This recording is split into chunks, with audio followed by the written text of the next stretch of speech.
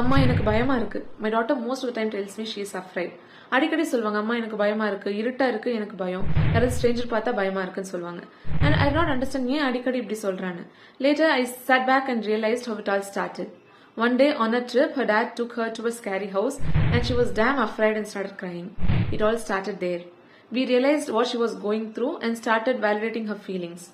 Not that யாராவது இதுக்கு பயப்படுவாங்களா, நம்ம வீட்டுக்குள்ள போறதுக்கு என்னதான் அப்படி பயம், பாரு அவங்க எல்லாம் பயப்படாம போறாங்க, இப்படி எல்லாம் சொல்லாம we said, அச்சோ எனக்கும் பயமா இருந்ததுடா, நான் சின்னதா இருக்கும்போது எனக்கும் ஸ்கேரி ஹவுஸ்குள்ள போறதுக்கு ரொம்ப பயம், போயிட்டு வந்ததுல இருந்து அதே ஞாபகமா இருக்குல்ல. She immediately said, yes அம்மா. I'm sorry you are scared, right?